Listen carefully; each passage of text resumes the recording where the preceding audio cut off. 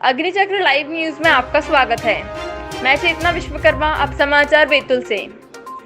पूर्व विधायक डॉक्टर सुनीलम ने केंद्र सरकार पर किसान विरोधी होने का लगाया आरोप। ब्यूरो चीफ अफसर खान की रिपोर्ट। किसान संघर्ष समिति के राष्ट्रीय अध्यक्ष एवं पूर्व विधायक डॉक्टर सुनीलम ने केंद्र की भाजपा सरकार पर जमकर साधा निशाना।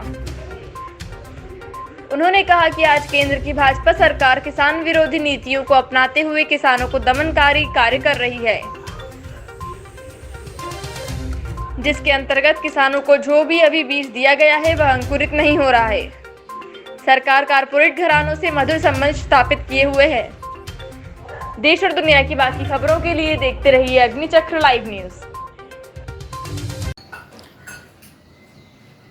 डॉक्टर साहब नमस्कार। जी नमस्कार। आज अपन किसानों के मुद्दे पे बात करना चाह रहे हैं, तो बताएं आप क्या जानकारी देना चाहते हैं।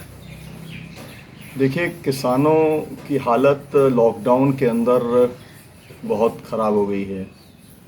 सबसे ज़्यादा जो मैदान में था वो किसान था।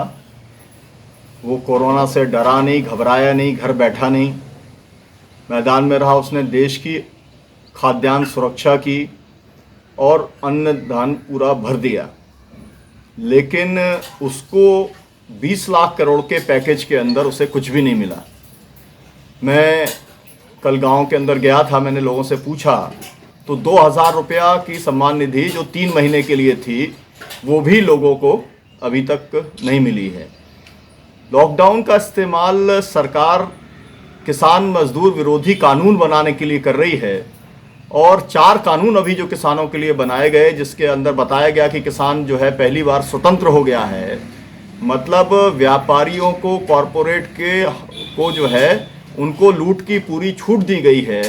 मतलब ये है कि अब मंडी जो है, मंडी संशोधन जो बिल आया है, कानून बना है, इसका मतलब ये अध्यादेश आया है, इसका मतलब ये है कि अब व्यापारी गांव में जाकर के खरीद सकता है। अब उसके ऊपर जो है समर्थन मूल्य की कोई बैंडिंग नहीं है। केवल 24 जो खाद्यान्न हैं उनका ही समर्थन मूल्य दिया जाता है ना।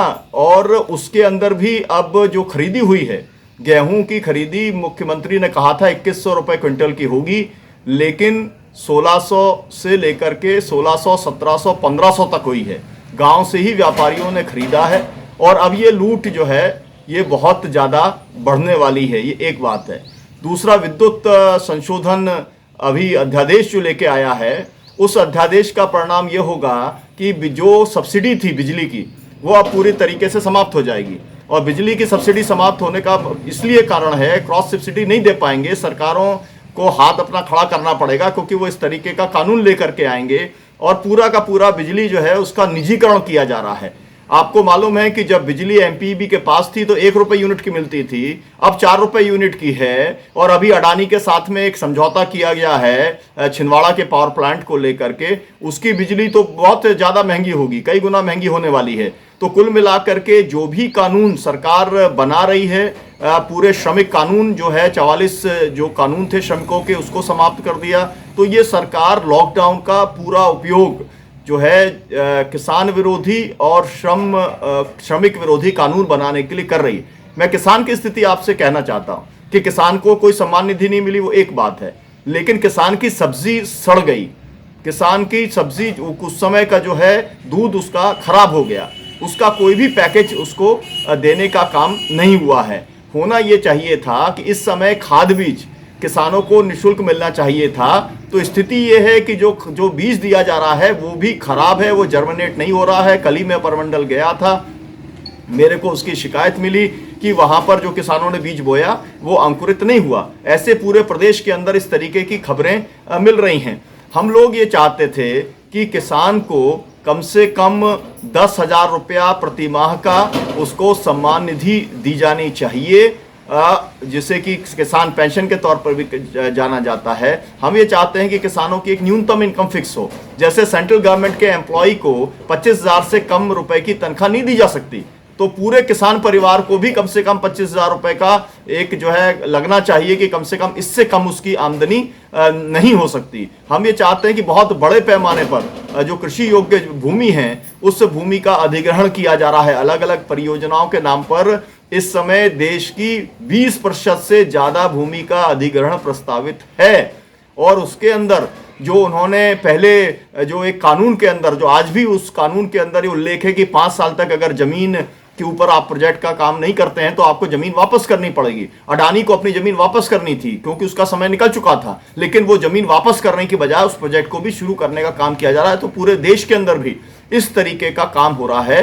तो मेरा कहना यह है, मक्का का रेट आप देखिए, मक्का का रेट जो है वो बताया गया, पहले 1660 था, फिर 1825 बताया गया, लेकिन किसान को जो है 8 और 9 रुपए के ऊपर, मतलब 900 रुपए क्विंटल के ऊपर बेचनी पड़ रही है। एक एक क्विंटल के ऊपर उसको 500 से लेकर के 900 रुपए का नुकसान हो रहा है। उसको लेकर के पूरे प्रदेश के किसान जो है मक्का की जो है शासकीय और समर्थन मूल्य के ऊपर खरीद सुनिश्चित हो, इसके ऊपर लोग आंदोलन करने का काम कर रहे हैं, लेकिन सरकार किसी भी तरीके से सुनवाई करने को किसान की तैयार नहीं है। और किसान के पास में एकमात्र जो रास्ता है वो एकजुट होकर के संघर्ष करने का रास्ता है। किसान संघर्ष समिति जो 22 साल पहले बनी थी वो इसी काम को लगातार समय समय पर हम लोग पूरे प्रदेश के अंदर, हमने सबसे पहला काम ये किया था कि हमने लॉकडाउन के समय में ग्रामीण क्षेत्र को लॉकडाउन से बाहर करवाने का काम किया केंद्र सरकार से। फिर उसके बाद में हम लोगों ने जो खरीद है वो समर्थन मूल्य के ऊपर होनी चाहिए, गेहूं, और मंडियां खुलनी चाहिए, इसके ऊपर हम लोगों ने काम शुरू किया। अब मक्का को लेकर के हमारा ये काम चल रहा है। तो अभी एक सबसे बड़ी प्रॉब्लम ये है किसानों के सामने, खाद बीज जो है समय पर वो दे नहीं रहे हैं, और जो 2 लाख रुपए का वायदा जो किया गया था वो 2 लाख रुपए की कर्जा माफी का वायदा पूरा नहीं हुआ। उसके चलते किसान डिफॉल्टर हो गए, और डिफॉल्टर जब हो गए तो उनको खाद बीज अब नहीं मिल रहा है, जिसका मतलब ये है कि उन्हें सूद के ऊपर बाजार से पैसा लेकर के उन्हें खाद बीज खरीदना पड़ रहा है। बाजार के अंदर बीज बहुत ज्यादा महंगा है, और इसके लिए हम ये मांग करते हैं कि सरकार को 50% की सब्सिडी देनी चाहिए। दूध जो है, ये मुल्ताई जो है, ये दूध उत्पादक किसानों की वजह से ही इसकी पूरी इकोनॉमी चलती है, लेकिन प्रति लीटर दूध के ऊपर 10 रुपया का नुकसान फैट के हिसाब से इस समय हो रहा है। और इसीलिए हम ये चाहते हैं कि किसानों को प्रति लीटर जो है 10 रुपए की सब्सिडी सरकार को देनी चाहिए।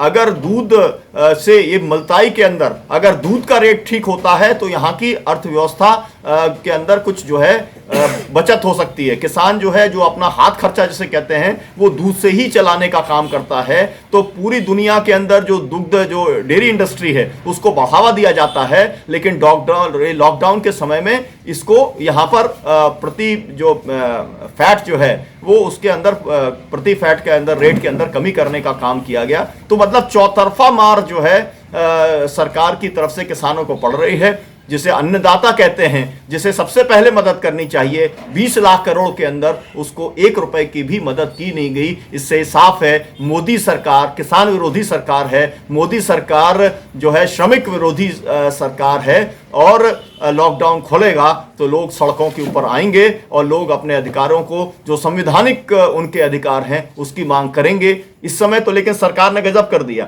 जो लोगों ने आंदोलन चलाया, जिन लोगों ने जेएनयू में आंदोलन चलाया, जिन लोगों ने जामिया में आंदोलन चलाया, अलीगढ़ के अंदर आंदोलन चलाया, हैदराबाद में, आईआईटी मद्रास में, जहां कहीं भी, बॉम्बे में आंदोलन चलाया, सबके ऊपर मुकदमे, सीए और एनआरसी और एनपीआर के खिलाफ में जो भी लोग बात कर रहे थे, मुकदमा। आखिरकार ये देश संविधान से चलेगा या किसी एक व्यक्ति की तानाशाही जो मनोवृत्ति है उसके साथ चलेगा? इस देश के अंदर लाखों लोग ऐसे हैं जिन्होंने इमरजेंसी जब लगी थी तब भी उसका प्रतिकार किया था। उस समय लाखों लोगों को 19 महीने के लिए जेल में डाला था, तब भी लोगों ने चुनौती देने का काम किया था। हम जिस विचार से आते हैं, समाजवादी विचार, वो लोग तानाशाही को, उन्होंने जर्मनी में जब हिटलर ने तानाशाही लगाई थी तो विली ब्रांड ने वहां पर भी चुनौती देने का काम किया था। हिटलर के जो है उसके बाद में मुसोलिनी को इटली के अंदर भी समाजवादियों ने चुनौती देने का काम किया था। हम लोगों ने अंग्रेजों के खिलाफ भी लड़ाई लड़ी थी, हम लोगों ने हिंदुस्तान की तानाशाही के खिलाफ भी लड़ाई लड़ने का काम किया था। और आज भी भारत के लोकतंत्र को बचाने के लिए, भारत के संविधान को बचाने के लिए, अभी 25 तारीख को जिस दिन इमरजेंसी रात को लगी थी, हम लोग एक ऑनलाइन सोर्सेस कॉन्फ्रेंस करने के लिए जा रहे हैं इस मध्य प्रदेश के अंदर। हम पूरे देश के अंदर जो कोरोना का क्या असर पड़ेगा भारत के ऊपर, भारत का जो समाज होगा वो किस तरीके का बनेगा और हम किस तरीके का समाज बनाना चाहते हैं। अब एक बात एकदम साफ हो गई है कि पूरी दुनिया के अंदर बाजार फेल हो गया,